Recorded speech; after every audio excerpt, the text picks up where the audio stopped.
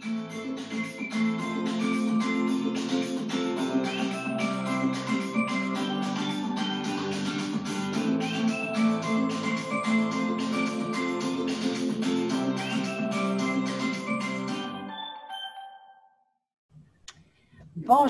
ma belle communauté, bonjour mes amis, ici Myriam Kaiser.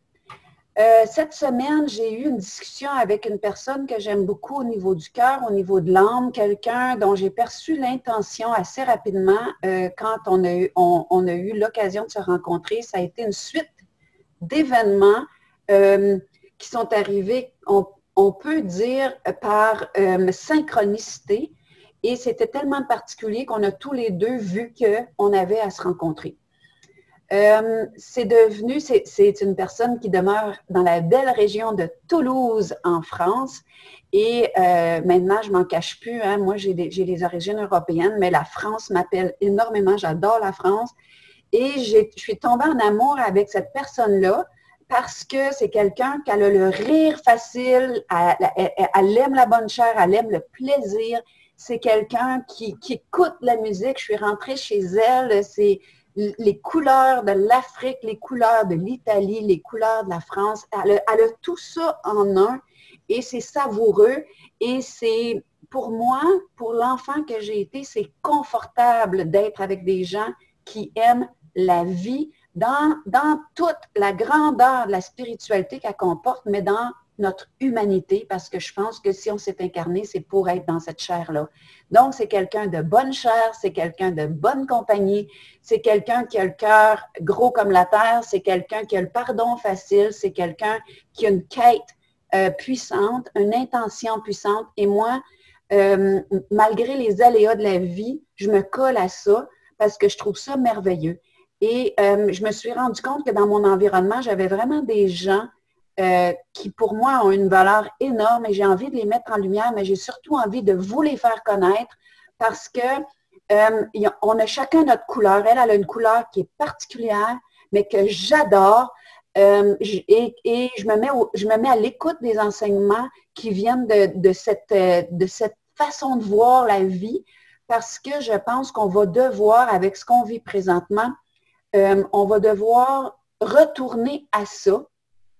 Et c'est quelqu'un que la route qu'elle a marché, elle l'a intégrée et je le sens de plus en plus. Donc, c'est pour ça que ça me fait plaisir de mettre aujourd'hui en lumière mon amie et elle a été ma collaboratrice tout le long de mon dernier parcours en Europe, ma tournée qui s'est arrêtée brusquement pour des raisons qu'on sait aujourd'hui et que j'ai adoré côtoyer. Donc, mesdames et messieurs, je vous présente mon amie Brigitte Rovetto.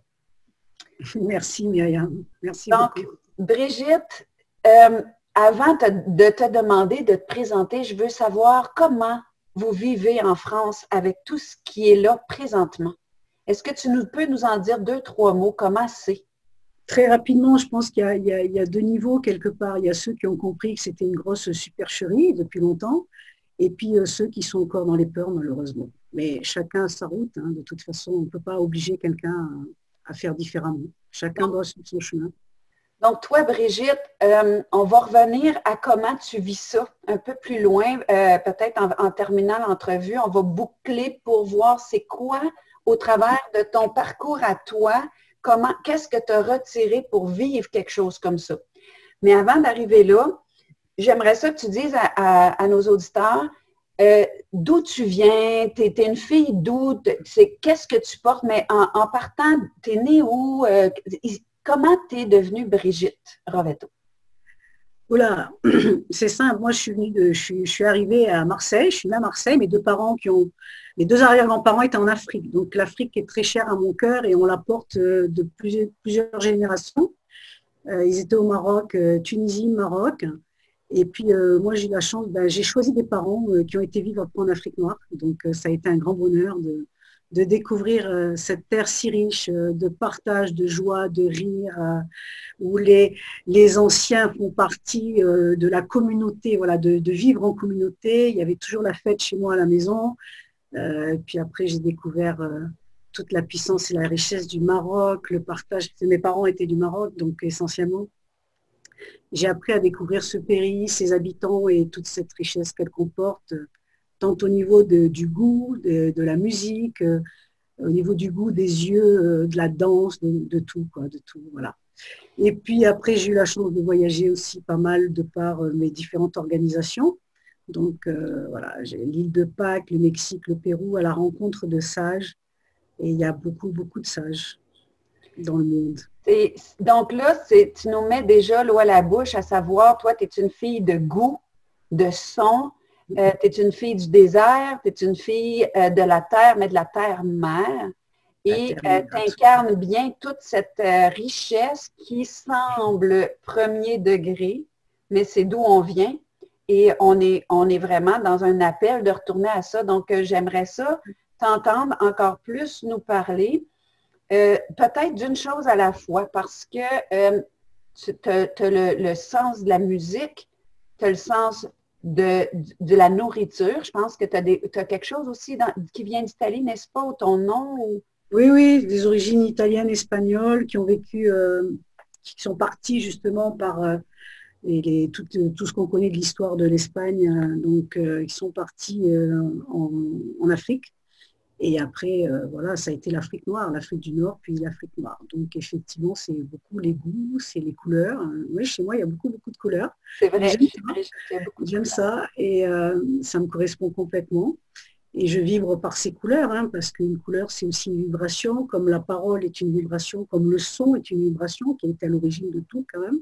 Donc, parle-nous des couleurs. On va commencer, parle-nous des couleurs pour toi, la symbolique des couleurs. Où est-ce que tu as l'amour de ces couleurs franches? Parce que chez Brigitte, il y a des murs jaunes, criants, qui ont l'air d'un coucher de soleil, orange, bleu ciel, mer. Donc, parle-nous des couleurs pour commencer. Les couleurs, mais les couleurs, c'est tellement... moi, c'est des couleurs qui m'appellent, en fait. Je ne calcule pas. C'est les couleurs qui m'appellent. J'aime la mer. J'ai passé beaucoup de temps au bord de la mer, parce que j'ai grandi au bord de la mer, pieds nus sur le sable.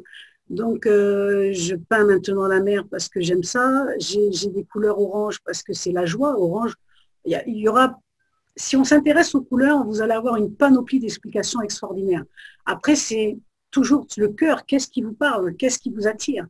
Et le cœur, j'ai l'habitude de dire, le cœur ne se trompe jamais parce que c'est une réalité. L'élan du cœur, c'est une vérité. Ouais. Donc voilà. C'est vrai que chez moi, il y a du l'orange. Alors pour la petite histoire, je vais faire très court. Quand je suis arrivée dans cette maison, c'était pas vraiment mon choix premier. Et c'est une très belle expérience parce que je me suis dit, tout était blanc. Et pour moi, historiquement, moi, le blanc, ça me rappelle l'hôpital. Enfin voilà, ma maman a été longuement malade, donc c'était l'hôpital. Et j'ai dit, je vais mettre des couleurs. Et j'avais choisi de faire venir une dame qui fait des thèmes de maison par rapport à notre maison, qui nous donne des couleurs, etc. Et il se trouve qu'elle m'a donné des couleurs que j'ai mises dans cette maison-là, mais ça ne me parlait pas forcément, donc j'ai rechangé les couleurs. Mais notamment une couleur que j'ai dans mon couloir, qui est une couleur orange, mais c'est l'Afrique. Hein. Mon couloir, c'est l'Afrique. Il y a des lithos africaines et orange. Et elle me dit, c'est l'orange qu'il te faut là. Et là, j'ai éclaté de rire. J'ai dit, mais dans mon ancienne maison, j'avais mis le couloir tout en orange déjà. Donc, vous voyez, on n'a pas forcément besoin, on peut être orienté, mais à côté de ça, le cœur, il le sait. Si on s'écoute, et orange, ça a surpris tout le monde qui venait me voir et qui était dans ma famille. Mais c'était ça qui me plaisait. Et après, ils ont compris, ils ont dit, mais c'est rayonnant, c'est super, c'est... Voilà. Donc, je crois que l'essentiel, c'est de savoir s'écouter avant tout, de réapprendre à s'écouter. Et dans ce que tu es une fille qui est proche de la terre, donc de ton corps, donc on parle de couleurs. Tu es quelqu'un, parce que chez toi, il y a beaucoup de couleurs, c'est vraiment très particulier. On se sent un peu en Afrique, effectivement, dès qu'on met les pieds dans la maison. Mais il y a beaucoup de musique, tu as des tam-tams, comment tu appelles ça, les tambours. Il y a des CD partout, il y a des piles des pays du monde. Je veux que tu me parles de musique, Brigitte.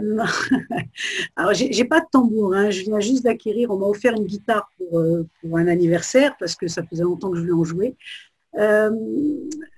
Non, par contre, j'ai des musiques qui viennent du monde entier, mais c'est pareil, c'est des choses que j'entends, que j'aime. J'ai aussi beaucoup de CD de jeunes artistes, en fait, parce que je les entends, puis moi, j'aime beaucoup la musique, donc j'ai envie de les encourager et j'achète leurs CD et je me les passe. Mais la seule chose que vous ne trouvez pas chez moi, c'est de la techno. Voilà, ça, c'est un truc que j'arrive pas. La techno et le rap. J'arrive pas à entendre, ça résonne pas en moi, mais après chacun. C'est de la Après, résonance. quand on va un peu plus loin au niveau de la musique, on sait qu'il y a une signification qui est importante, puisque la musique, c'est des sons, des vibrations. Et si on prend en parallèle l'étude d'Emoto, qui a fait parler la musique et les mots, c'est extraordinaire de voir comment ça structure, comment ça modifie nos cellules dans notre corps. Notre corps est fait à 80, 75, 80% d'eau. Et il faut savoir que quand on écoute certaines musiques, on peut avoir dans notre des cellules qui se... Je ne saurais pas vraiment l'expliquer, mais il faut aller voir Emoto, c'est des cellules qui se déstabilisent. L'eau qu'on a dans notre corps n'est pas harmonieuse, voilà, n'est pas harmonieuse. La musique, ce que tu dis, c'est que la musique restructure comme nos cellules ou notre ADN. Elle harmonise, absolument. La musique harmonise. Le son qu'on entend, ça harmonise notre corps. Et puis, je ne vous demande pas de me croire, il faut juste essayer. Prenez une musique qui vous parle, vous l'écoutez vraiment sans rien faire, ou même en lisant. Il y en a qui sont capables de faire les deux choses. Hein. Et vous allez voir comment vous vous sentez. Moi, depuis quelques temps, j'écoute énormément de piano parce que je ressens ce besoin-là. Des artistes que j'ai découverts aussi, que j'aime beaucoup. Voilà, le piano et du Mozart. Voilà, j'écoute du Mozart en ce moment, ça tombe un peu en boucle. Donc, ce que je comprends, c'est que toi, tu ressens dans ton corps quelle musique t'appelle ce jour-là. Tu vas chercher cette musique-là. Et est-ce que tu es une fille qui bouge, qui danse sur la musique, ou quand tu écoutes la musique, tu rentres dedans en faisant d'autres choses? Oui, ça dépend. Hein. Je peux très bien lire et écouter de la musique. Ou alors, quand je fais le ménage, je mets un autre style de musique et je danse avec mon balai. Enfin, voilà. Mais on est libre de danser. Quand il y a des petits gamins qui viennent, qui sont autour de moi, je m'amuse avec eux. Voilà, ça dépend. Mais la musique, oui, il y a toujours eu de la musique. Et selon la musique que vous mettez, vous avez forcément envie de bouger votre corps. Quoi. Ça, c'est sûr. C'est ça, c'est ça. Donc, ça parle encore d'une écoute de ce qui est soit à l'intérieur, pas dans les conditionnements, dans l'enfant, dans ce qui est spontané au cœur de soi. Dans le fond, c'est toujours à ça que tu reviens. C'est exactement ça. C'est retrouver tout ce qu'on a vécu dans l'enfance. Alors, il y a des gens qui ont des enfances qui n'étaient pas faciles, mais moi, dans mon enfance, j'ai toujours vu la danse autour de moi, la fête autour de moi. Donc, moi, ma maison est toujours ouverte, quoi. Donc, tu sais, Brigitte, j'écoute ce que tu dis, puis ça l'appelle mon âme comme enfant, comme ex-enfant blessé. Tu disais la musique, les enfants, le mouvement, que toi, tu étais là-dedans. Et effectivement, je t'ai vu avec les enfants et je trouve que tu as une façon d'être avec les enfants qui est très particulière. Puis avant que tu donnes des exemples sur pourquoi tu es comme tu es avec les enfants, je veux te dire que moi, comme enfant qui a vécu toutes sortes d'abus physiques, tout ça, je me suis rendu compte que mon corps s'était cristallisé parce qu'un enfant qui n'a pas le droit d'être, qui n'a pas le droit de bouger, il se rigidifie, puis à un moment donné, il n'y a plus de mouvement, il n'y a plus de rythme. Moi, j'ai grandi en plus sans musique, puis aujourd'hui, je me rends compte le crime de ça. Avant, on voyait ça comme quelque chose de banal. Puis quand j'écoute la musique, puis que je suis toute seule, puis que je recommence à danser, puis à bouger, même si c'est rigide, puis c'est pas fluide, je me rends compte que je mets de l'espace dans mes blessures, je redonne de l'air, de la vie, du mouvement. Puis progressivement, c'est comme si c'est moins difficile de défaire des souffrances cristallisées parce qu'il y a plus d'espace et de fluidité. Puis toi, tu as ça, cette conscience-là, naturellement, fondamentalement, tu portes ça dans tes tripes. Donc, ce n'est pas quelque chose qui est cérébral, c'est quelque chose qui est dans ta sagesse ancestrale, je dirais bien. Puis, je veux que tu fasses le pont entre la musique et la façon que tu t'entoures d'enfants, puis comment tu es quand les enfants sont autour de toi. Ben, je suis moi. Mais ce que je veux dire, c'est que tu me parlais comment, qu'à un moment donné, tu es allé en forêt avec des enfants. J'aimerais ça que tu me racontes comment le parent il était stressé, puis comment, juste que tu me racontes pour montrer aux auditeurs comment que pour toi, c'est une sagesse qui se relie toute dans ce que tu es. Là, on parlait du mouvement, on parlait de l'enfant, on parlait de s'écouter dans nos mouvements. Donc, si tu as le goût de raconter à nos auditeurs ce que tu as vécu l'autre jour en forêt avec ton ami. Oui, écoute, c'est très simple. En fait, les enfants, si tu sais les écouter, on est tous un enfant, on a tous un enfant à l'intérieur de nous qui a été malheureusement muselé, barricadé avec des lois, des parents qui ont dit ça c'est bien, ça c'est pas bien, etc. Aujourd'hui, en tant qu'adulte, bon, il y en a qui ont fait le chemin et si on écoute son cœur d'enfant, parce que son cœur, c'est toujours l'enfant qui parle, c'est la spontanéité, hein, donc le cœur, voilà. Et avec les enfants, moi, j'ai rien à leur cacher, je suis cash, et même en tant qu'adulte, et j'ai pas d'enfants, parce qu'on me l'a reproché, on m'a dit, qui tu es toi pour parler aux enfants, donner des conseils alors que tu n'as pas d'enfants. Mais sauf que j'ai toujours été entourée d'enfants, et que les enfants, en général, m'aiment bien, ça c'est vrai, donc il vient facilement chez moi. Et voilà, donc avec les enfants, on est en forêt, il faut juste leur donner, ben voilà, leur laisser cette liberté d'agir et d'être ce qu'ils ont, d'être ce qu'ils sont, de s'amuser avec eux, etc. Mais quand on dit c'est bon, il faut alterner aussi des moments d'amusement puis des moments de pause pour se calmer. Donc souvent, j'amène les enfants en forêt et on joue, on s'amuse. Moi, je les laisse complètement libres, hein, même s'il n'y a pas les parents, je leur fais confiance. C'est super primordial ça, leur faire confiance aux enfants. Parce qu'il faut pas croire très, très important ce que tu es en train de dire, c'est extrêmement important. De laisser les enfants être qui ils sont, les laisser libres et leur faire confiance. C'est beau, Brigitte. C'est leur faire confiance et donc je leur dis, OK, vous pouvez courir, etc. Moi, je veux juste vous avoir dans mon champ de vision. Vous faites ce que vous voulez, j'ai besoin de vous avoir dans mon champ de vision. Par contre, il y a quand même des lois à établir et des règles à établir. Ce n'est pas des lois, c'est un peu dur les lois, c'est juste des règles pour un bon fonctionnement. Parce que je suis quand même responsable d'eux quand je les amène. Donc, si vous allez trop loin, je dis une fois stop, on s'attend et on se rejoint. 2 fois, s'il y a 3 fois personne m'a écouté, on fait demi-tour, on part à la voiture et on rentre. Point final, la promenade est finie, tout est fini et je ne vous ramène pas en forêt. C'est tout, on passe un contrat ensemble. On passe un contrat ensemble. Et le contrat, on peut le passer aussi bien avec les enfants qu'avec des adultes. Mais bon, ça, c'est un autre problème. Mais voilà.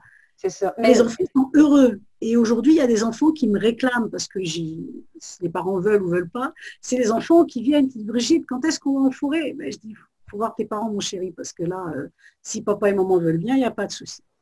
Et donc, les enfants, tu les invites à être complètement eux dans le cadre de tes limites à toi. Comme adulte. Dans le cadre de, oui, moi je suis responsable d'eux, bien sûr. Donc ils sont. Mais après, il y a des choses magnifiques qui se passent aussi. Donc une fois qu'on a établi les règles de la sortie, tout simplement, c'est des règles. Hein. Quand on joue à un jeu, il y a des règles. Donc voilà, il faut respecter les règles. Et ceux qui trichent, ben, ça ne va pas bien longtemps de toute façon. Donc voilà.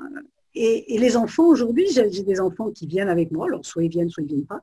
Mais ce qui est le plus merveilleux, c'est quand un enfant vous dit en plein milieu de la forêt, écoute ce silence, c'est magnifique. Parce que je leur ai, quand on a des moments de calme, je leur disais, ben, regardez les pierres, regarde ça, ça fait tel visage, regarde l'arbre, regarde.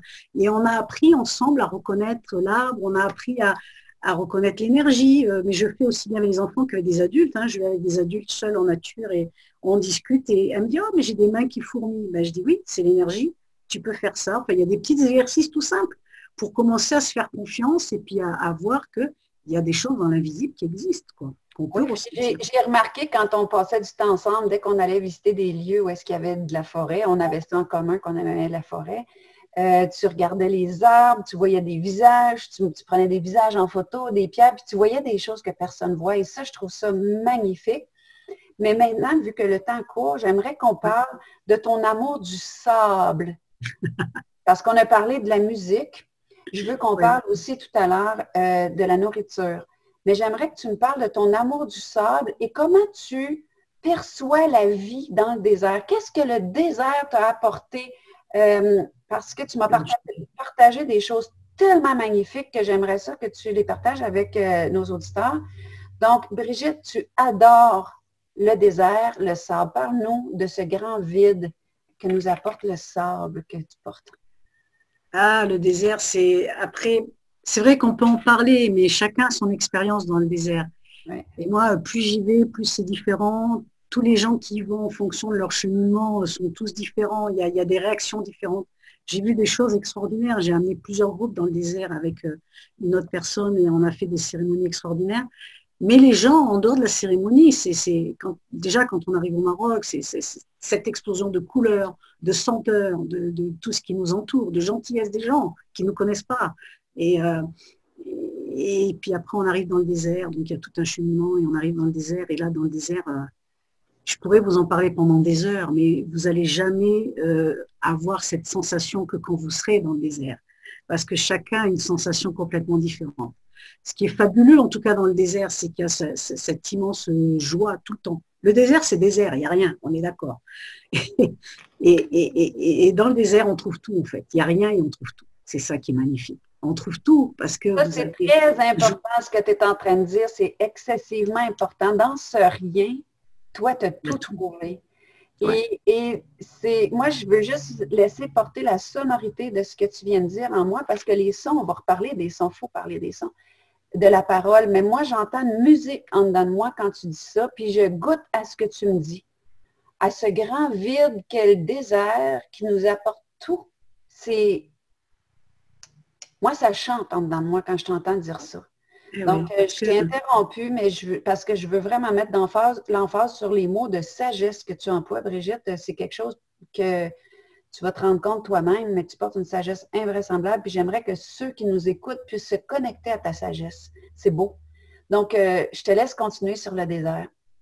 Alors, le désert, voilà, effectivement, c'est ça. Et dans le désert, il y a une façon de vivre où comment dire, on adhère tout de suite, ça redevient naturel en fait. La façon de vivre des gens qui nous entourent, des nomades qui sont là, des Touaregs, essentiellement des Touaregs, des zones bleues, on vit avec eux et on se moue dans leur façon de vivre. Alors, il n'y a pas d'horaire, donc les gens qui sont très rigides, c'est très compliqué pour eux, effectivement.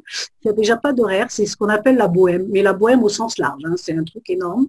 Donc, on a toujours plein de petites attentions, du thé, voilà, des dates, des filles, etc. Mais dans ce que tu dis, il y a encore ça qui est tellement de la sagesse. Il n'y a pas d'horaire, c'est bohème, donc autrement dit, c'est au fil du cœur, hein, selon les élans du cœur.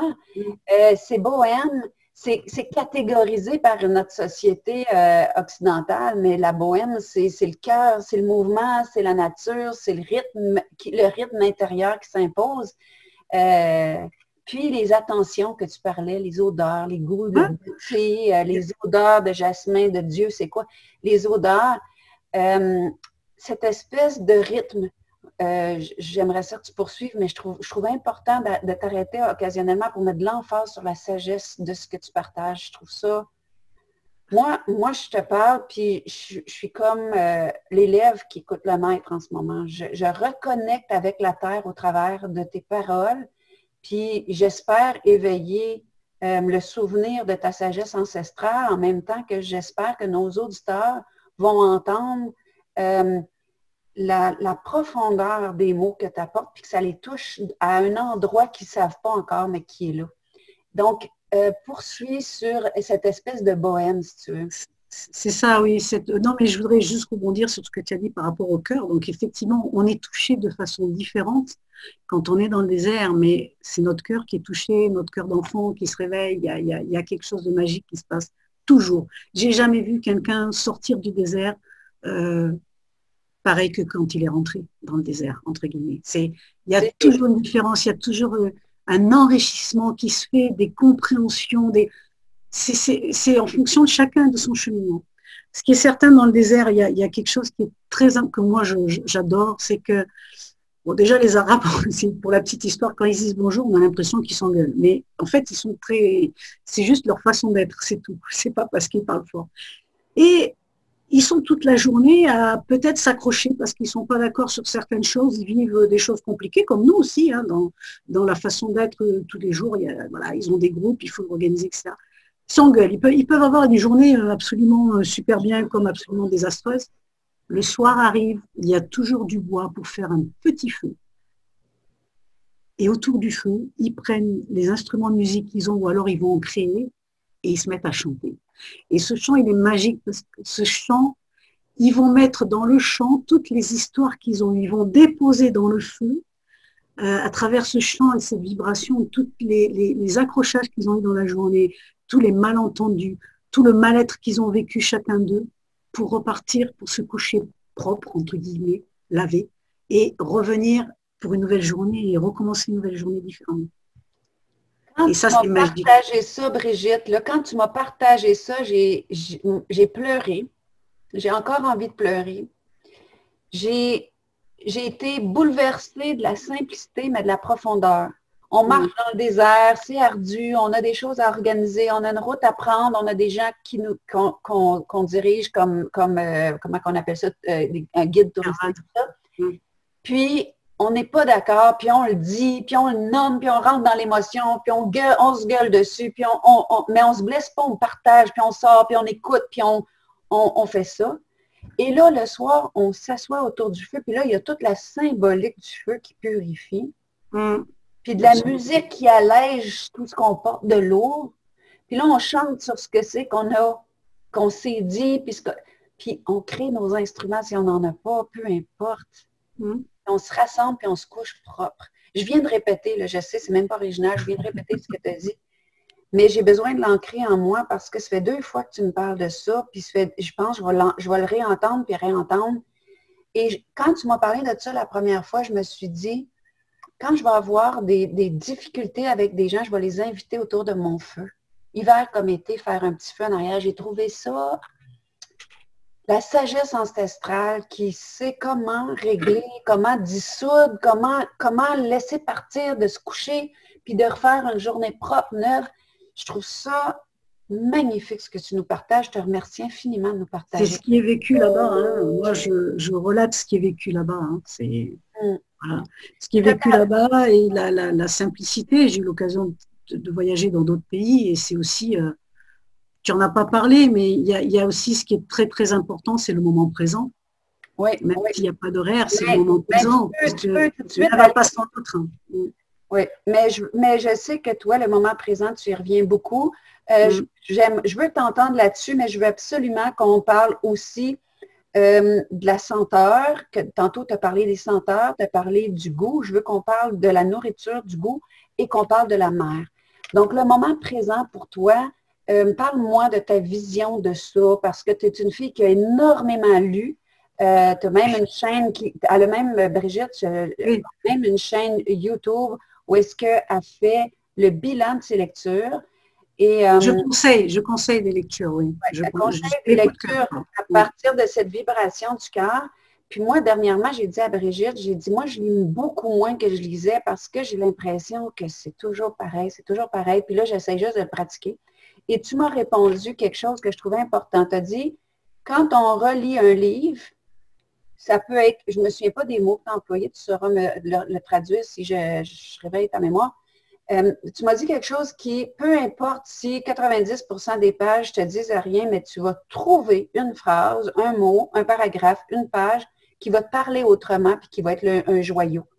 Exactement.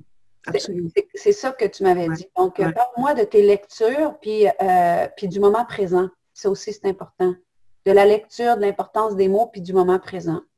La lecture, alors il n'y a pas que moi qui le dise. Hein. Moi, je suis fascinée par la lecture depuis très très longtemps. Enfin, j'aime lire. J'aime lire parce que c'est aussi une façon de voyager. Hein, parce qu'avant de pouvoir voyager concrètement, on peut le faire à travers des lectures. Et enfant, c'est ce que je faisais. Donc, même si je vivais déjà en Afrique, c'était un voyage tous les jours. Mais voilà, c'était à travers des lectures. Par contre, alors il n'y a pas que moi qui le dis. Vous pouvez tout à fait avoir une réponse à quelque chose en ouvrant un livre. Ça va vous parler. Les mots parlent. Il n'y a jamais de hasard. Les mots parlent. Et moi, les livres, j'ai eu ce grand bonheur et vraiment cette grande joie de rencontrer des gens qui m'ont toujours apporté des lectures fabuleuses qui résonnaient en moi. On m'a conseillé des livres et j'ai toujours eu l'élan de les prendre, de les lire. Et je trouve ça voilà, superbe. Tous ces livres m'ont amené au fur et à mesure à comprendre des choses. Alors, moi, je lisais des livres. J'avais les yeux, je pleurais, quoi. Il y a des gens qui lisaient ces livres-là, ils disaient, oh, c'est très compliqué, c'est très dur, mais moi, tout ce que je lisais, c'était normal, je le savais. Voilà, c'est très compliqué à expliquer, mais c'est comme ça, je savais, il n'y avait rien qui m'étonnait, en fait, dans tout ce que je disais. Donc, en même temps, ce que j'entends dans ce que tu dis, c'est que tu es quelqu'un, puis là, on revient au moment présent, tu es quelqu'un qui est très alerte. En même temps, c'est très doux en toi, mais tu es très présente aux synchronicités, à ce qui se présente.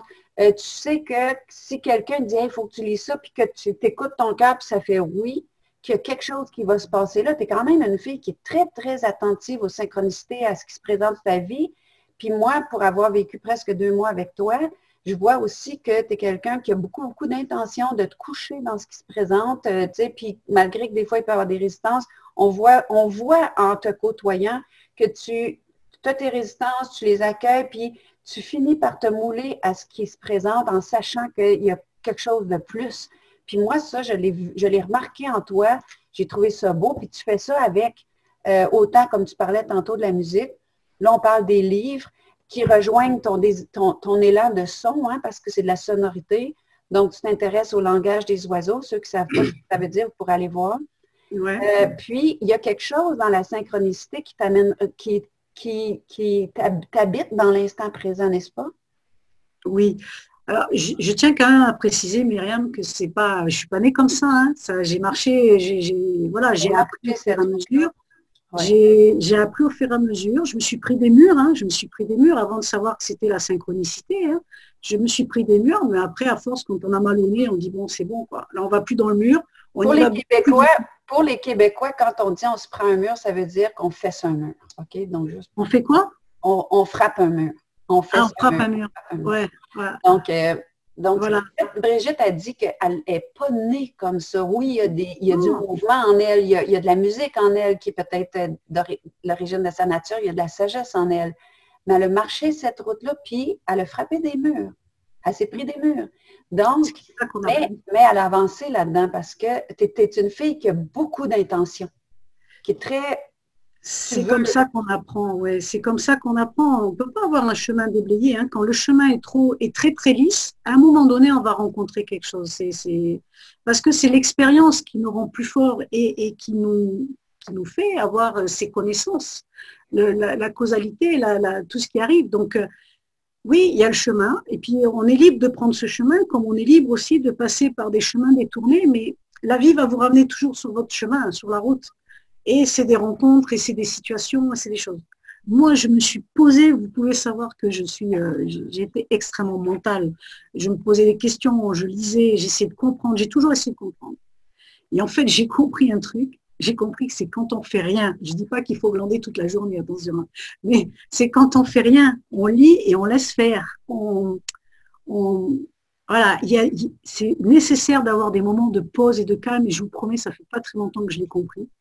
Et la situation qu'on vit aujourd'hui depuis quelques mois, ça m'a beaucoup aidé à ça, à comprendre qu'il y avait effectivement autre chose, que la vie est toujours là, hein, ça s'arrête à l'extérieur, mais on vit toujours, on a toujours de l'aide, on a toujours des belles rencontres. Voilà, et il faut être ouvert à ça enfin, il faut être, attention, c'est pas une obligation. C'est choisir d'être ouvert, on est d'accord? Choisir, pour moi, c'est un mot qui est extrêmement important parce qu'en plus, il est doux, ça vient d'un choix, c'est vous qui faites ce choix. On ne vous oblige en rien. Donc, soit vous choisissez, soit vous ne choisissez pas. Mais vous êtes absolument libre de le faire ou pas. Mais toi, tu as choisi. Oui, mais c'est ça. Le mot choisir, ça, on s'en est parlé il n'y a pas longtemps, puis je sentais, quand tu me partageais qu'il y a un choix, comme là, présentement, on est dans le tumulte. On va terminer avec ça tout à l'heure, mais dans le tumulte, faire le choix de revenir en soi, de faire le choix. C'est comme je fais le choix d'arrêter de fumer, je fais le choix de ne plus écouter les merdias, je fais le choix de ne pas me nourrir cet égrégore-là, je fais le choix de remplir ma vie de goût, d'odeur, de musique, de mouvement, de sourire, de reconnaissance face à ce qui est là. Mais il y a une chose aussi qui m'a frappée en vivant avec toi, c'est la façon que tu as d'aborder les gens, les inconnus. Tu parles à tout le monde comme si tu les connaissais. Tu le fais avec un ton rieur, joueur. Tu le fais comme si que ça m'a fait de te côtoyer puis de découvrir ça parce que tout ça a été coupé pour moi. Et ça m'a mis en joie de te voir comme ça parce que c'est comme si tu me permettais de réveiller quelque chose que j'avais à l'origine. Je me souviens qu'enfant, on me disait on ne fait pas ça, on ne parle pas comme ça, on rit, d'arrêter de rire. Et toi, tu es une rieuse avec des purs étrangers, tu abordes les gens à propos de tout et de rien, tu poses des questions et tu rentres dans des conversations en dedans de 5 secondes avec des gens et ça fait que tu as un cercle de connaissances autour de toi, des gens que tu connais, des gens qui t'aiment, des gens qui t'invitent, chez qui tu peux aller coucher un peu partout dans le pays. tu as une facilité, puis ça m'a fascinée.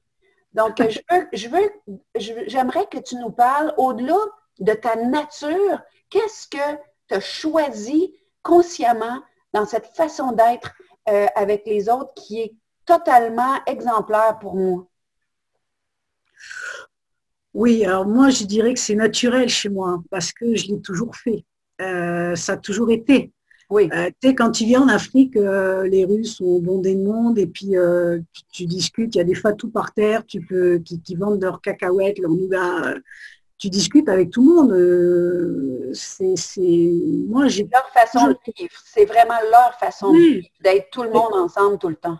mais je pense que c'est même avant l'Afrique, je crois que c'est dans, alors pas forcément dans la nature, parce que je ne veux pas décourager personne, c'est juste un entraînement à avoir. Mais même toute petite, moi, mes parents me racontaient que j'allais discuter au jeu avec les gens, les vieux sur les bancs, il y avait encore des vieux sur les bancs. J'allais discuter avec les vieux sur les bancs, je parlais au clodo, enfin bon, voilà, j'ai toujours parlé à tout le monde. Donc, j'ai toujours beaucoup parlé aux gens, j'ai toujours voilà, discuté tout ça. Et un jour, j'ai eu quand même des enseignants, parce que quand on parle, on ne connaît pas le chemin des gens, on ne connaît pas ce qu'ils vivent, rien du tout. Hein. Ils sont dans leur bulle, ils sont comme ça.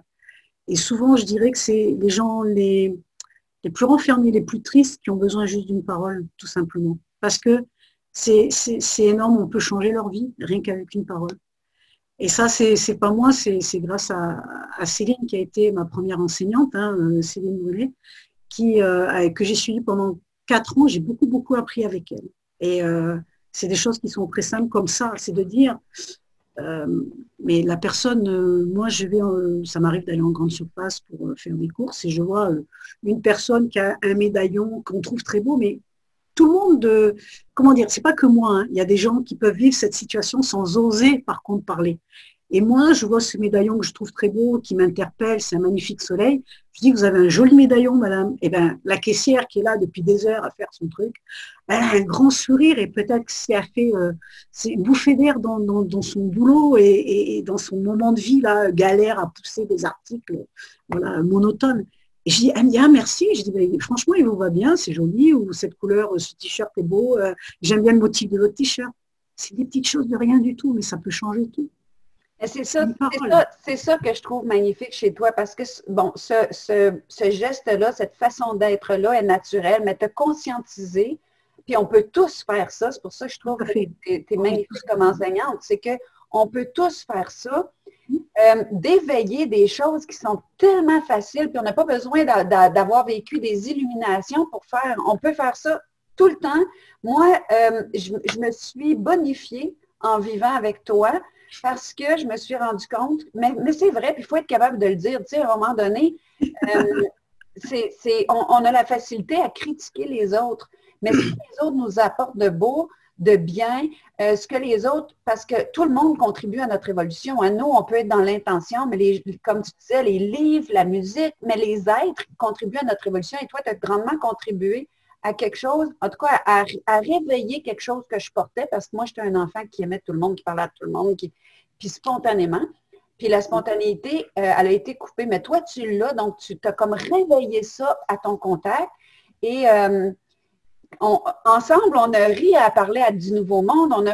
J'ai marché dans tes pas, tu sais, même si toi, tu étais mon adjointe là-bas, puis que j'étais la maître dans les enseignements. Moi, dans le vivre ensemble, j'étais ton élève parce que toi, sans le savoir, tu étais une très grande enseignante de réveiller ces choses-là.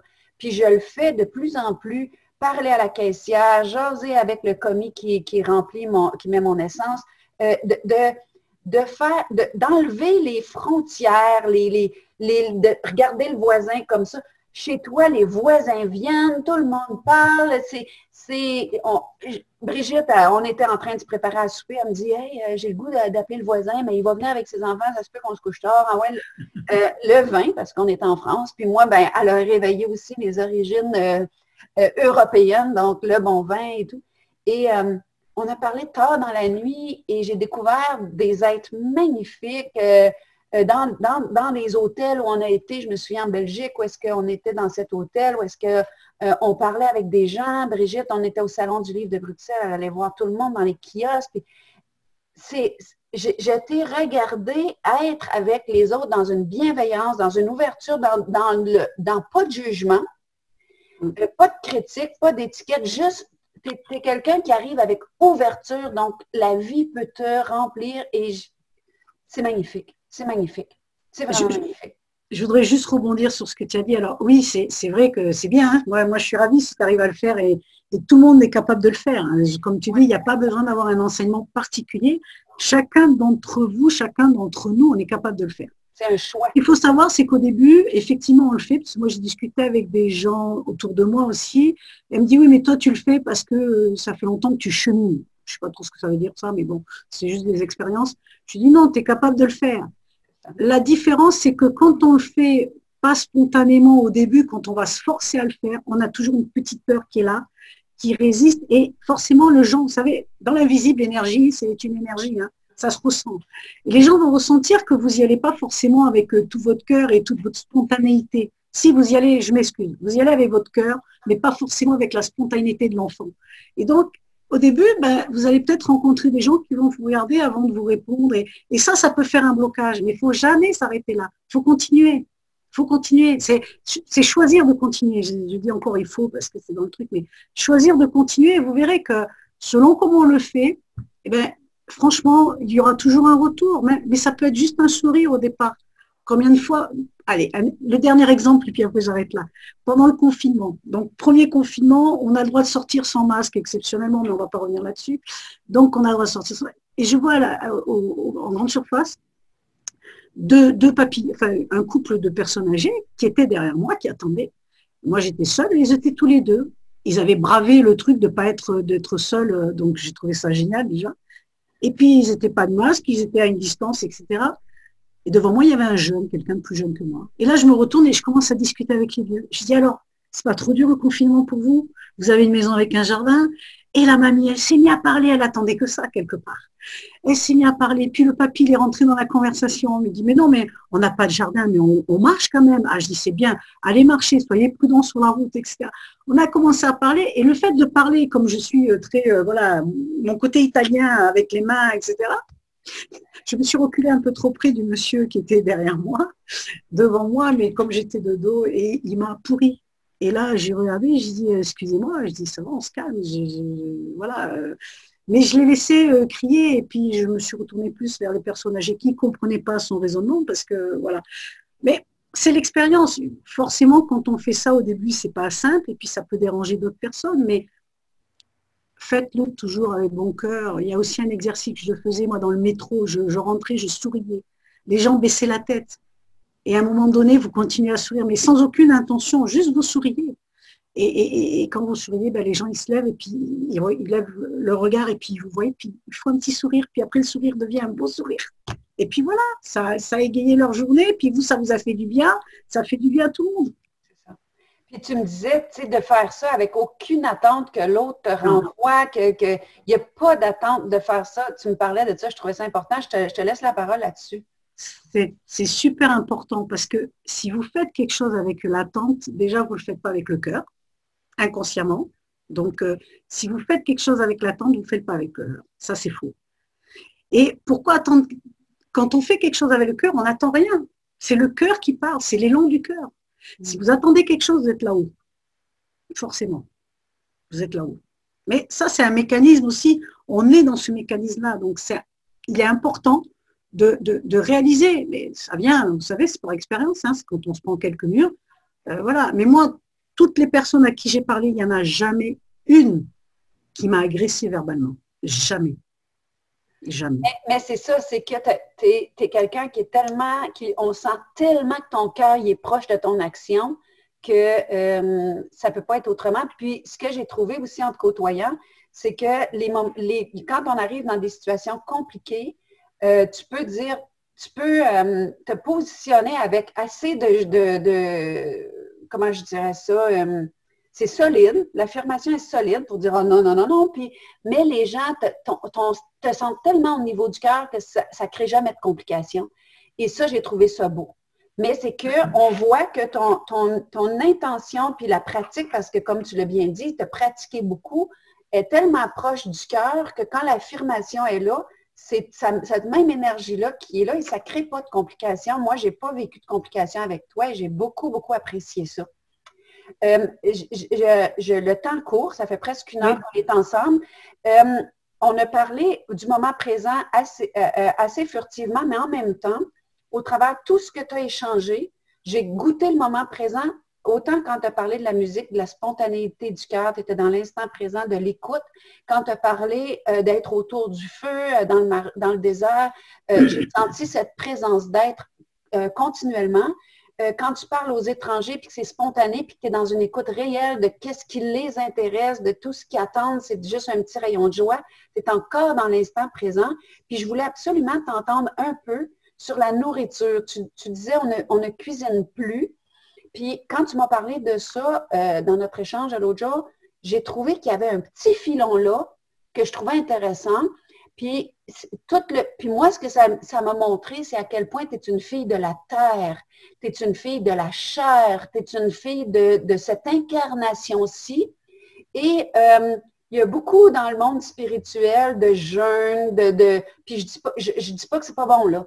Mais je trouve qu'on ne met pas assez d'emphase sur le plaisir, donc je veux t'entendre sur ça, ma belle Brigitte, si tu veux bien. Oui, volontiers. Écoute, moi, c'est pareil. Le fait qu'on fasse la fête, ça a toujours été dans mon enfance. Déjà, on partageait ce qu'il y avait. Hein, il n'y avait pas forcément des grands repas. On partageait ce qu'il y avait, donc c'était le partage et c'était les goûts. Il y avait beaucoup d'épices, parce qu'avec l'Afrique, il y a beaucoup d'épices, mais c'est le plaisir.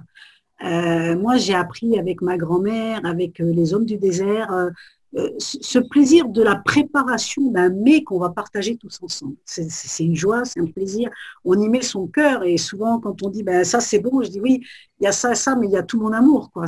Quand on fait à manger, c'est pour nourrir le corps, mais nourrir aussi les papilles, tout ce qui va nous faire plaisir. Ça, c'est ça aussi.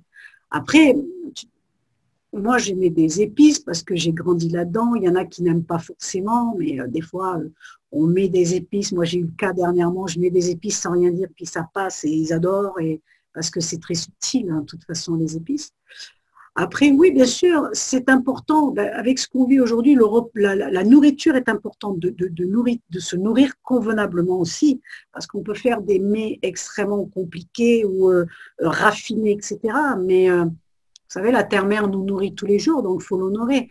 Et notre corps, on fait partie de la terre-mère. Donc, il est bon aussi de jeûner. Mais c'est pas important de suivre une règle. Oui, il y a des règles pour jeûner. Moi, je vois que depuis quelque temps, je fais un repas par jour. Je déjeune et après, je fais un repas par jour qui est plutôt plus léger que la normale parce que j'ai fait des grands repas en 4 plats, etc. Et dans les restos gastro, je ne crache pas dessus, mais ils sont fermés en ce moment. Donc, on fait avec ce qu'il y a à la maison. C'est important aussi de faire attention à ce qu'on mange parce que toute la nourriture qu'on va mettre dans notre corps est une énergie. Et on en revient toujours à la même chose par rapport on n'a pas abordé le sujet parce qu'on n'est pas là pour ça, mais par rapport à ce qu'on vit aujourd'hui, c'est hyper important de mettre du bon carburant dans notre corps pour défendre nos défenses immunitaires, pour renforcer nos défenses immunitaires. Donc, manger des choses crues, manger des salades. Alors oui, il y a des pays où il fait froid, on a besoin d'avoir des choses chaudes aussi. Mais bon, clairement, je vais le dire, hein, la malbouffe, les McDo et tout ça, il faut arrêter. Ça, c'est vraiment choisir d'arrêter, quoi. Parce que ça va pas aider l'énergie à se dynamiser. C'est peut-être pas le bon mot, mais en tout cas, ça apporte pas vraiment une bonne énergie au corps. Ouais. Je le sens bien, mais toi, tu aimes aussi la nourriture qui est saine parce qu'effectivement, tu manges sainement, mais tu aimes le vin, tu aimes le goût des choses fines. Parle-nous du vin, de ton amour pour le vin ou même les bières, parce que tu aimes aussi beaucoup les bières. Puis là-dessus, on se rejoint, c'est très, très européen. Ici, au Québec, on a eu beaucoup la religion là, qui a laissé une lourdeur autour du fait de boire quelque chose qui est alcoolisé, mais toi, tu vois ça autrement. Tu vis ça comment de faire l'apéro, puis je me souviens, on était autour de ton chose dans le salon où est-ce puis tu mettais des cacahuètes, puis toutes sortes de bonnes choses avec notre verre de vin, on avait des échanges. J'avais le sentiment qu'on prenait le temps de s'écouter, qu'on n'était pas pressé, il y avait un petit quelque chose qui mijotait, t'allais voir, tu sais, j'avais une impression comme si on était autour du feu. Je ne sais pas pour toi, comment tu veux. Ben, en fait, alors, il y a deux choses. En fait, moi, j'ai toujours connu ça. Je suis née là-dedans parce que l'Afrique, c'est ça. Alors, nous, on n'était pas dans le désert. Moi, j'ai grandi en Afrique noire et j'ai grandi dans deux pays essentiellement. C'était le Gabon et le Sénégal. Et dans ces pays-là, ben, les gens travaillaient, contrairement à ce qu'on peut croire. Hein. C'était loin. Mon père travaillait beaucoup, ma mère se promenait. Et nous, on allait à l'école. Bon. Mais tous les soirs, c'est un peu comme dans le désert. Hein. Tous les soirs, il y a pas un jour dans la semaine, moi j'ai grandi avec ça, il n'y a pas un jour dans la semaine où il n'y avait pas des gens qui venaient à la maison prendre l'apéro. C'était comme si on décompressait après cette journée de travail. Et donc, c'était la convivialité. Les gens se retrouvaient, ils étaient dans un pays étranger, sans famille, donc ils se retrouvaient. Vous savez, j'ai l'habitude de dire, quand on fait des groupes dans le désert, on recrée des familles d'âmes. On se reconnecte à notre famille d'âmes. Et en Afrique, c'est ça, on a grandi avec ça. On est tous frères et sœurs dans ce monde, sur cette terre, et on était tous ensemble après le travail. Quand les gens ne venaient pas chez nous, c'est nous qui allons chez les personnes. Mais on était toujours 2-3 familles. Et on finissait à ce qu'on appelait le repas à la bonne franquette, c'est qu'on prenait ce qu'il y avait, et puis voilà. Donc c'était l'apéro. Et puis après, l'apéro avec des cacahuètes, des olives, le côté convivial pour partager. C'est un moment de convivialité qui clôt la journée aussi. Voilà, c'est ça, c'est qui clôt la journée. Après, effectivement, il y avait de l'alcool. Donc, bon, alors, en Afrique, c'est plutôt l'alcool. Moi, j'ai fait énormément la fête hein, avant d'avoir ce que tu dis, cette sagesse-là. Je l'enfouais dans l'alcool, je la noyais dans l'alcool, ma sagesse, faut dire la vérité. Et puis, bon, il y a eu des événements dans la vie qui ont fait que j'ai pris un autre chemin, mais j'adore toujours faire la fête, beaucoup plus modérément, parce que déjà, on supporte moins. En vieillissant, voilà. Donc, le vin, j'aime beaucoup le vin parce que nous, on a cette chance en France d'avoir cette qualité, puis parce que moi, j'aime ça. Comme j'ai baigné là-dedans, j'ai appris. Et puis, j'ai appris ça va avec l'amour de la nourriture aussi, à faire des repas magnifiques avec des vins qui sont accompagnés. On peut avoir sur une table 3-4 vins différents en fonction des plats, ou pas, hein, ça dépend, mais quand on aime bien, voilà, et puis on n'est pas obligé de prendre plusieurs verres de chaque, mais juste un verre comme ça. Ici en France, on a des restaurants gastronomiques qui vous font les menus avec un plat et un verre assorti, le vin assorti. Donc voilà, il y a ça. Et mon amour de la bière, c'est au Canada. Quand j'ai été plusieurs années, plusieurs étés, j'ai été au Canada et j'ai découvert des microbrasseries. Donc moi, j'aimais déjà les bières, mais du coup, mon goût a changé. Et grâce à vos microbrasseries que vous avez tous au Canada, qui sont magnifiques, j'ai découvert la bière artisanale et le goût de la bière différente, à l'érable, différents goûts de bière magnifiques que j'apprécie. Et maintenant, j'aime autant une bonne bière qu'un whisky, en fait. Et j'ai gardé ça. Et puis maintenant, quand j'ai la chance de voyager en France, dans mes organisations, je trouve toujours soit du vin, soit des bières artisanales que je récupère et que je ramène. Et puis, j'ai mon petit stock de bière, voilà. Voilà. Donc, au travers de ton amour du moment, parce que encore là-dedans, tu es dans le moment présent, on finit nos journées, on se dépose, on échange, on mêle quelque chose qui nous permet de se détendre en tout dosage, mais en même temps, on partage. Et ça revient que tu es une fille vraiment de moment présent, d'intérêt envers les autres. Et quand tu parles de cette convivialité, on va terminer en rebondissant sur ça par rapport, parce que je veux qu'on en parle un peu de la situation mondiale sans nommer certains mots que j'ai choisi de couper, puis je pense que tu es à la même place que moi pour ne pas nourrir l'égrégore. Mais l'épreuve que l'humanité est en train de vivre dans des pays comme la France, ça a l'air encore plus intense qu'ailleurs. Comment tu vis cette coupure de notre convivialité? Puis, je vais te laisser terminer cet entretien-là, peut-être en dedans de quelques minutes, sur comment on vit ça, qu'est-ce que tu vois au travers de ça, puis comment est-ce qu'on peut faire ce qu'on a à faire sans se braquer contre ce qui est là, mais en continuant de nourrir ce qui va nous amener à émerger plus solide de ça. Donc, je te laisse le mot de la fin. Wow! Donc, Et comment on le vit? En fait, oui, ici, le deuxième confinement est vécu plutôt, je ne sais pas si vous connaissez cette expression, un peu au-dessus de la jambe. Ça veut dire que c'est beaucoup moins sévère que le premier OK. et que les gens circulent quand même. Il y a très peu de gens qui sont en télétravail, donc ça circule, ça bouge. Après, moi, je ne vais plus du tout en ville sur Toulouse, hein. J'habite un peu à l'extérieur, donc je ne vois pas tout ça, mais je sais qu'autour de chez moi, là, ça circule, ça bouge, le marché existe toujours, il y a toujours les mêmes personnes au marché, voilà.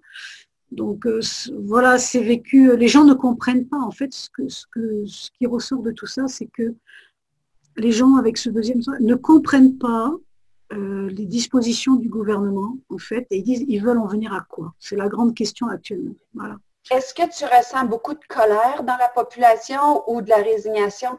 C'est quoi ton sentier de fond quand tu côtoies les gens? Alors c'est ça, il y a des gens qui sont convaincus que effectivement le masque, parce que bon, il faut en parler, hein, donc, que le masque est quelque chose de primordial, alors que tous les grands spécialistes, donc moi j'avais tendance à dire certaines choses, à montrer que c'était pas réel, etc. Mais quand on est convaincu, c'est ce que je disais tout à l'heure, hein, chacun son cheminement, hein, rien n'arrive par hasard. Donc les gens sont plus en grand questionnement par rapport à pourquoi, alors qu'on sait des choses, aujourd'hui, il y a toujours ces indications et contre-indications, ces mensonges sur les chiffres, enfin voilà, tout cet amalgame. Moi, je pense, mais c'est que ma pensée, hein, moi je pense que de toute façon, plus on parle de tout ça, et plus on nourrit les grégores. Alors oui, il y a des choses qu'il faut savoir, mais je pense qu'aujourd'hui on le sait, donc c'est bon, on le sait. Par contre, c'est exactement ce que je disais, renforcez vos défenses immunitaires, nourrissez-vous correctement. On est toujours à même de se voir à travers les liens qu'on a aujourd'hui, Skype, WhatsApp, Zoom. On peut toujours organiser des choses avec Zoom. Moi, personnellement, je continue à voir mes amis parce qu'il y en a qui ne sont pas tombés dans les peurs, heureusement. Donc, on essaie de se voir. On a toujours moyen de se voir, hein, de toute façon. On va faire les courses ensemble, on fait des choses. Il y a toujours moyen. Par Donc, contre, je veux vraiment renforcer ça. Toi, tu n'as pas accepté de couper les liens. Tu trouves non, moyen de te voir avec les gens qui résonnent avec toi ou est-ce que ces gens-là sont dans leur... Moi, la question que j'aurais pour toi, est-ce qu'il y a des gens qui, eux, non, veulent mettre le masque quand ils sont en ta présence? Qu'est-ce que tu fais avec ça? Comment tu... alors c'est simple. L'exemple flagrant, c'est le marché. Je vais dans un petit marché à côté de chez moi. Il y a des gens qui portent le masque. Et moi, j'arrive sans masque parce que je laisse ma voiture, j'ai 100 mètres à faire pour arriver sur l'étalage des fruits et légumes. Et il y a vraiment 3 personnes sur le marché, quoi. Il y a 3 camionnettes sur le marché, donc je n'ai pas le masque. Les gens sont à côté de moi, ils ne s'éloignent pas. Vous savez, j'avais l'intention de lancer un truc, mais c'est encore engrainé. Je pense qu'aujourd'hui, moi c'est ma conviction profonde, je pense qu'aujourd'hui il y a énormément de personnes en France en tout cas, qui portent le masque pour avoir la paix et surtout pas donner 135 € à l'État. Oui. Parce que nous, on a une amende de 135 €. Donc, je me suis dit, dans ma petite tête, pourquoi pas de mettre un signe de reconnaissance, qu'on sache à qui parler, et sur le masque, marquer tout simplement 135. Comme ça, on sait que les gens qui portent ce masque-là, ils le portent uniquement pour ne pas payer l'amende. C'est une idée qui m'a traversée, je vous le partage aujourd'hui. Je trouve ça une très, très, très bonne idée, puis je vais probablement faire du millage là-dessus, je t'en reparlerai en privé. Mais donc, toi, tu prônes qu'on se reconnaisse entre nous, tu prônes qu'on puisse avoir ce clin d'œil-là les uns aux autres, puis qui sait d'où ça va venir, qu'est-ce qui va émerger de ça. Je trouve ça extrêmement intéressant, ton point de vue. Comment tu vois la suite? Comment tu penses que notre humanité va sortir de ça? Est-ce que tu as de l'espoir, ma belle Brigitte? Oh là, ça c'est une grosse responsabilité. Mais tu vas dans le sens où tu veux pour terminer cet entretien parce que je veux qu'on prenne toute la sagesse que tu nous as partagée, puis j'aimerais, hein, je te propose qu'on l'amène pour voir maintenant dans ce qu'on vit, puis qu'on sent les taux serrés autour de nous. Comment est-ce que, c'est quoi l'espoir, c'est quoi le mot de confiance ou qu'est-ce que tu portes au niveau de ton intuition et de ta sagesse? Moi, je vais juste vous partager ce que moi je pense. c'est ça. Mais oui, c'est ça que je veux savoir. Moi, je pense, donc tu as dit que les taux se resserraient. Je pense que les taux se resserrent sur ceux qui ont encore peur, Oui. qui sont encore dans leur peur, Ouais. qui sont encore terrorisés. Ce n'est qu'un virus. On vit depuis la nuit des temps avec des virus. Il faut savoir que notre intestin, il est plein de virus, hein, il est plein de microbes qui nous font vivre, hein, donc il ne faut pas l'oublier. Moi, c'est simple, hein, je dis toujours, quand je suis malade, je ne vais pas voir le maire de mon village ou le gouvernement, je vais juste voir le docteur, parce que c'est lui qui a fait des études pour ça et pour me maintenir en santé.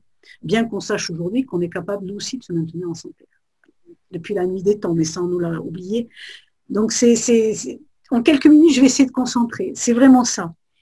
Donc, tant qu'on est dans la peur, les taux vont se resserrer pour ceux qui ont peur. Ça, c'est un fait. Aujourd'hui, je crois qu'il est important, il est vraiment très important d'être dans son cœur et de ne pas nourrir ces égrégores de peur, d'angoisse. On est sur Terre et un jour on va mourir, ok? Donc qu'on meurt d'une maladie, qu'on meurt d'autre chose, voilà, les gens ont un petit peu oublié ça avec ce phénomène-là. On va mourir, on va tous mourir un jour ou l'autre, d'accord? Par contre, ce qui est important, c'est voilà, nourrissez-vous de la bonne musique, de la musique qui vous fait vibrer, qui fait monter votre taux vibratoire.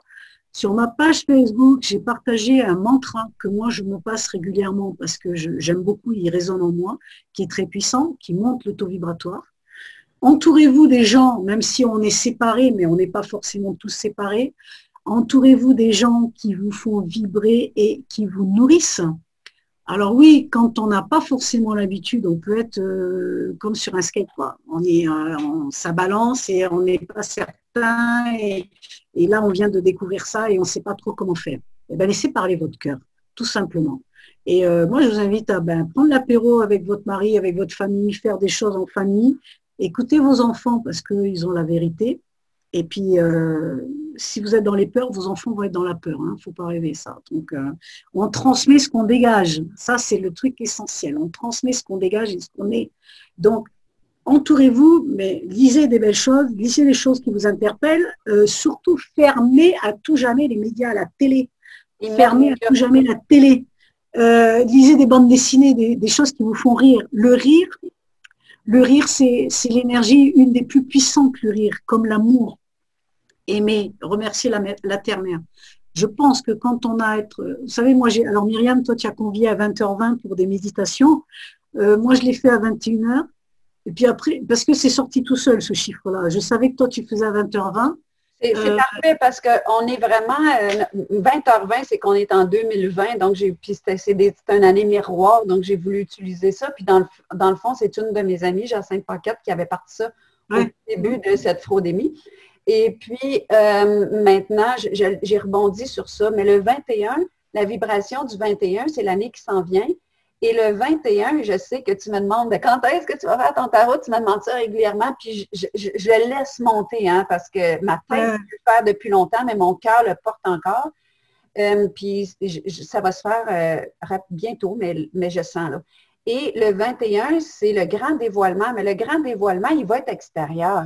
Mais ça va être un dévoilement, une déchirure du voile intérieur pour ceux qui ont prêté leur flanc, qui ont mis leur attention, qui ont mis leur conscience au grand dévoilement.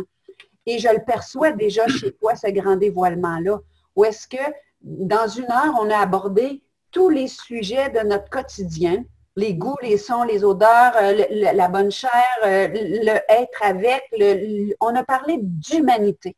Et c'est notre humanité que cette situation que j'appelle la fraudémie veut mettre en place pour nous couper de notre humanité. Et pourquoi j'ai voulu faire cette rencontre avec toi, puis te mettre en lumière, puis te donner de la visibilité, puis que les gens t'appellent, puis que tu puisses faire des rencontres virtuelles ou réelles dans le bois, éventuellement à la mer. La mer est très proche chez toi de toute façon. Et puis dans le désert qui t'appelle si fort, puis je vais t'aider, je vais contribuer à ça autant que je peux, parce que je trouve que tu as une sagesse qui n'est pas cérébrale, puis c'est comme ce que tu amènes, à part pas de tous les apprix spirituels pour s'incarner, elle s'incarne et on voit son arrimage avec le monde spirituel. Et je crois beaucoup plus à ce type d'enseignement-là. C'est ma vibration, hein, je ne détiens pas la vérité. Moi, je vibre plus à ce type d'enseignement-là que des enseignements qui partent de juste des apprentissages. Toi, tu es une fille de vécu, tu es une fille de terre, tu es une fille de chair, tu es une fille de terrain, tu es une fille tu as marché la route, tu as vécu d'innombrables épreuves, tu as dépassé beaucoup de blessures et tu continues avec beaucoup de courage. Moi, les gens courageux, j'ai un grand respect pour eux parce que pour moi, le courage, c'est d'avoir une colonne vertébrale intérieure qui part du fait que jour après jour, après jour, après jour, on refait le choix de semer de l'amour, de semer de l'humanité, de semer d'entretenir la convivialité et de faire ça à partir de nos sens. Et j'ai beaucoup de respect pour toi. J'espère que cette rencontre qu'on a eue ensemble va te mettre en lumière, que ça te permette de suivre l'élan de ton cœur qui est de faire ces enseignements-là au travers de tout ce qu'on vient de nommer. J'ai beaucoup de gens d'Europe, de France, de Suisse, des gens de différents pays européens qui ont l'appel, le goût de ça. Donc, je vais mettre tes coordonnées sur cette vidéo-là. On regardera ensemble qu'est-ce que tu veux que je mette pour que les gens te rejoignent. Puis, Brigitte va lancer des activités, va faire des invitations. Et je vous invite, mes amis, à la découvrir. Moi, ça a été une perle, un cadeau sur ma route. Et je trouve qu'il faut sortir de la fausse humilité. C'est le temps, tu sais, Jésus disait, une lumière n'est pas faite pour mettre sous le boisseau, ce qui veut dire dans le garde-robe, on va le dire, ou vous autres, vous diriez dans le placard, mais c'est fait pour être mis sur le candélabre pour qu'il éclaire tous ceux de la maison. Donc, Brigitte, c'est une fille qui rayonne de parce qu'elle est. Moi, j'ai envie de prêter ma voix puis ma visibilité pour qu'on puisse la mettre sur le candélabre pour qu'elle éclaire ceux de la maison parce que la sagesse qu'elle porte, je parle de toi comme si tu n'étais pas là, mais la sagesse que Brigitte porte, c'est une sagesse que beaucoup de gens spiritueux ont mis de côté ou ont méprisé ou ont ignoré. Mais moi, les gens de terrain, les gens qui marchent la route d'une façon humaine dans notre incarnation, c'est les gens qui m'interpellent et qui me touchent le plus profondément parce qu'on est Dieu qui fait une expérience humaine. Et si elle n'avait aucune valeur, il serait resté sur son nuage, ce Dieu-là. Donc, c'est pour ça que je refuse qu'on nous brise dans notre humanité et c'est pour ça que je veux mettre en valeur des gens qui sont totalement dans cette humanité-là parce que c'est eux qui vont rectifier la trajectoire. Et toi, Brigitte, tu m'avais dit quelque chose que j'ai repris, puis que j'aimerais que tu nous partages comme mot de la fin. Ta vision des natifs, des gens, des Indiens, des Amérindiens de partout dans le monde, puis ta vision des Africains, c'est quoi le message de ces gens-là et qu'est-ce qu'il faut qu'ils fassent pour qu'ils soient entendus au monde entier? Parce que c'est d'eux qu'on a besoin. Donc, est-ce que tu te souviens de m'avoir partagé ça? Le message, alors, je vais juste, je vais te demander de préciser cette question parce que je n'ai pas très bien. OK. Donc, on s'est parlé il n'y a pas longtemps, puis tu me disais, je te parlais de mon amour pour les natifs, les Amérindiens, tout ça. Puis cet élan-là, malgré que je suis tellement juste belge, je suis ici au Canada, je ne sens pas que j'ai du sang d'Indien, puis j'aimerais ça, mais j'ai quand même un appel viscéral des Indiens, puis de plus en plus, à force de t'écouter sur l'Afrique que je connais moins. Et tu me disais quelque chose qui ressemblait à ceci, quand ils vont sortir des blessures de ce qu'on leur a fait et qui vont se lever comme le sphinx ou comme comment on appelle ça, un phénix, pour renaître de leur cendre, tu me disais que ce qu'ils ont à offrir, c'est tellement puissant, ils ont tellement de force, ils ont tellement de ressources que toi, tu appelles cet éveil-là de ces nations-là. Oui, oui. Je voulais juste, alors avant de te répondre, là, je vais juste revenir sur ce que tu as dit, effectivement, et ce qu'on disait tout à l'heure par rapport à la situation actuelle. C'est extrêmement important de ne pas être dans la colère. Parce qu'on a parlé de changer d'égrégore, je n'ai pas parlé de colère, et ça, c'est extrêmement important. Il y a toujours moyen de se relier, mais si on fait une action dans la colère n'amène que la colère et la violence. Alors que si on est dans son cœur, si on n'est pas dans son cœur, ce n'est pas la peine d'agir. Et quand on agit dans l'invisible, c'est 10 fois plus puissant que de braquer un sabre, parce que le sabre appelle le sabre, alors que l'énergie d'amour, ça transforme tout, ça transmute énormément de choses. Et c'est se relier, regarder dans la même direction à un moment donné. Je voulais juste préciser ça parce que c'est important. Et tout en chacun est capable de le faire. C'est pas parce qu'on n'a pas déjà marché sur le chemin ou qu'on n'a pas fait 50 formations qu'on ne sait pas faire. Vous avez juste allumé une bougie. Alors, une bougie chauffe-plat, une bougie chez vous, un feu, si vous avez une cheminée, vous faites un cheminée, vous vous posez juste 5 minutes devant le feu. Et vous avez des pensées d'amour et des pensées et autre chose. Déjà, si vous faites ça régulièrement, vous allez envoyer des vibrations différentes. Donc ça, c'est important à préciser. Je voulais quand même le préciser. Parce que tout le monde est capable de le faire. C'est se relier.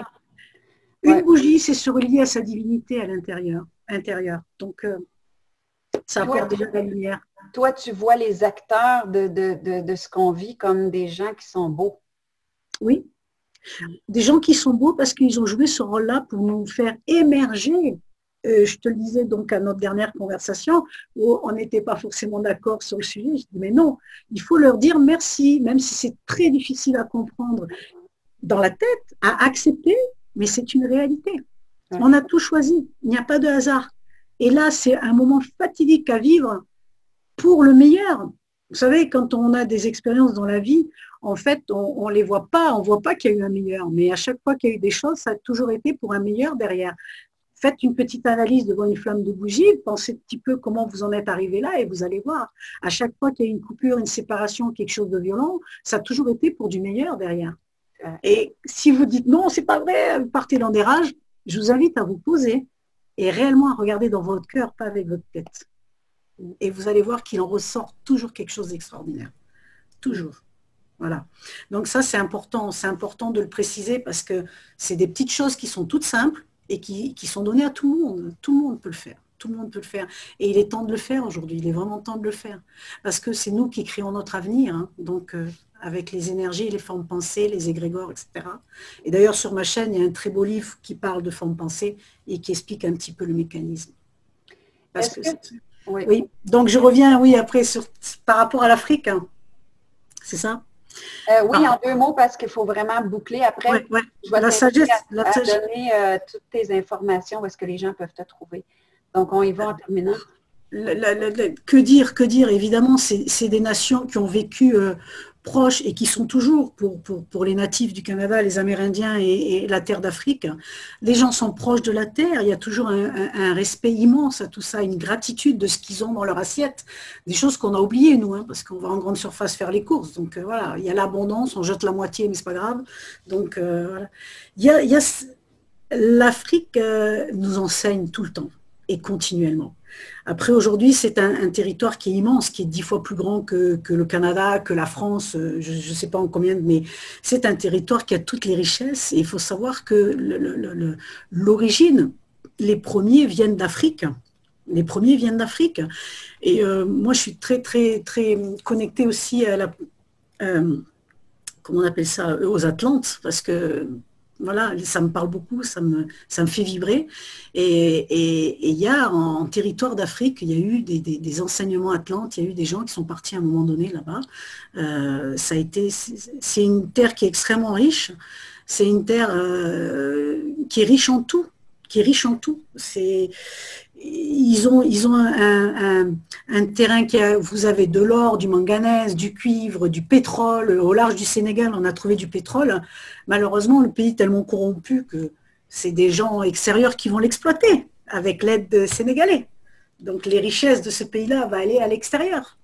C'est comme ça, parce que c'est comme ça que fonctionne l'Afrique jusqu'à maintenant. Mais on a quelque chose de grand à apprendre parce que eux, aujourd'hui, dans la plupart des pays d'Afrique, la bébête n'existe plus. Hein. Ils ont su avoir les bons traitements et ils ont su écouter les gens qui avaient ce savoir-là.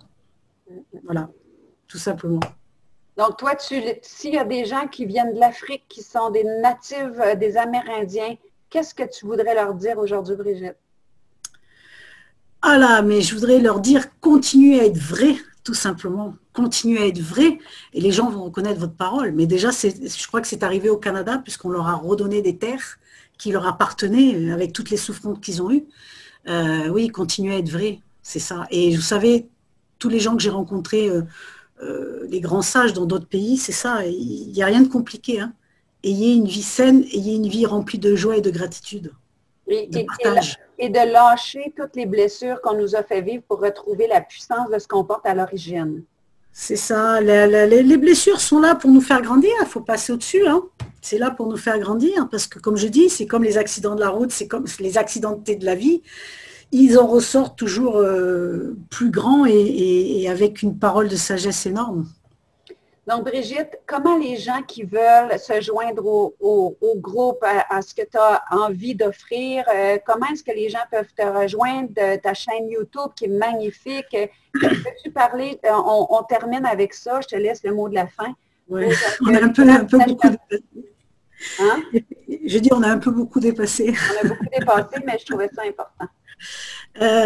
Oui, alors effectivement, moi c'est quelque chose qui m'est arrivé là depuis quelques temps, donc c'est en train de se mettre en place. Après, il y a mon site internet va être entièrement refondu prochainement. Là, je suis en train d'y travailler, donc il va être entièrement refondu pour aller vers cette direction. C'est quoi le nom de ton site? Où est-ce que les gens peuvent te trouver? Oui, brigitterovetto.com tout simplement. Voilà. Après, j'ai une page Facebook classique et j'ai une page Facebook s'ouvrir à tous vos possibles. Que j'alimente. Et puis j'ai ma chaîne. Alors pour ceux qui sont intéressés à des livres, moi je n'ai aucun intérêt, je ne touche absolument rien.